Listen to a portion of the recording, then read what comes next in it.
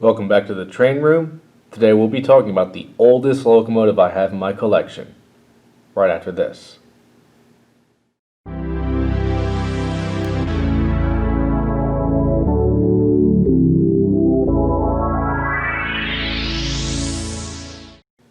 I think for us model railroaders, we're pretty lucky to live in the day and age that we do. Nowadays we have some really nice stuff out there, beautiful detail, excellent performers, and overall just a really nice model. And we also have things for the digital age. We've got DCC, sound, smoke, LED lights, you name it. There's also some really nice rolling stock. Now gone are the days where you really had kits to assemble a freight car or something, but nowadays they're all ready to roll, and some have some exquisite detail on them. But there's always some really nice stuff that come from way back in the day. Models that were created before even I was around. And here's an example right in front of us. For me personally, I'm more of a model locomotive collector than I am a model railroader. I might make a video about that subject in the future, but as a model railroader, I like to collect locomotives that just are desirable to me.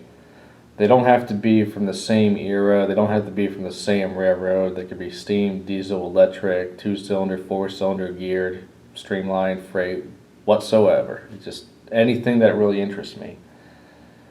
Now, regardless of what era the model was actually made from, there's always something fascinating about these really small switching diesels. I just like the fascination. They're really small, and they're simple, they're just shifting around the yard. But there's something about that size, just its appearance, that just kind of draws me to them. So here's what we got in front of us. This is a TYCO CR-4. That's the prototype would be the Plymouth CR-4. And that came out in the mid-1950s, I think. This particular model, as it stands to be the oldest locomotive in my whole collection, this ranges somewhere between 1960 to 67. Even if it was from 67, that still makes it the oldest locomotive in my whole collection. This locomotive came ready to roll out of the box. The only thing the customer had to do was assemble on the handrails. That didn't seem like too difficult of a job. Now this is TYCO, and for many modelers, TYCO isn't exactly associated with being really high quality, really well performance, anything like that. But when you think about the price of this, it kind of makes you wonder who this was targeted towards. In the mid-1960s, this was about $7, which equivalents to about $54 today. Which is kind of a fair, steep amount of money for a switcher back in the day. But don't let the brand fool you. I think this is a really nice model, and we're going to check out this performance later. Mantua did have their own version of this model. It came out years later from the TYCO one. Now, if you really want to get the TYCO one and you want to defer that from the Mantua, there's a few differences. One is in this paint scheme in particular, because Bell Telephone came out under TYCO.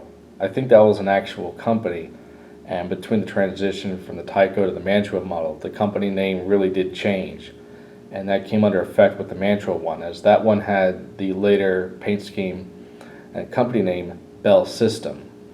The other difference between the TYCO and Mantua, at least, is the TYCO version had the white insulated wheels, while the Mantua version had all black wheels. So it depends what version you want to get, but these are some things that you might want to look out for.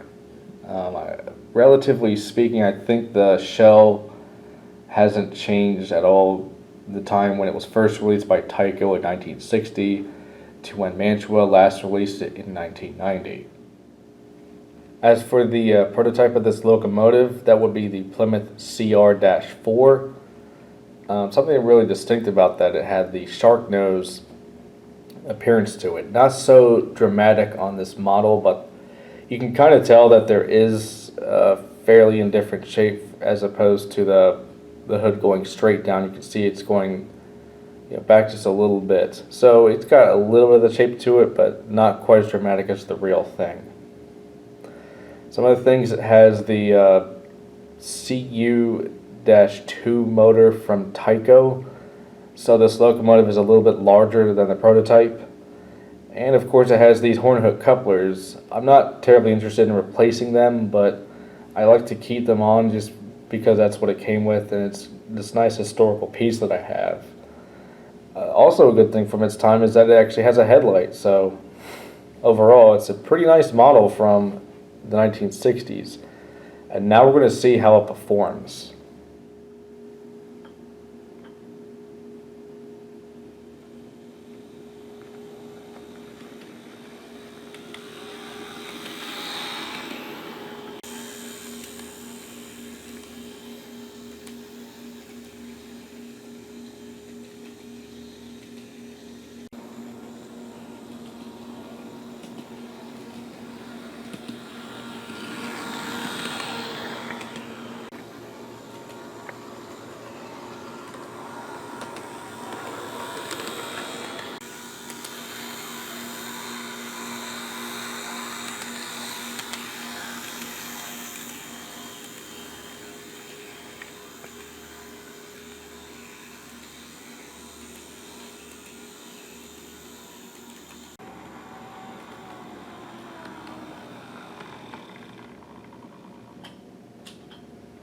There we have it, the TYCO CR-4.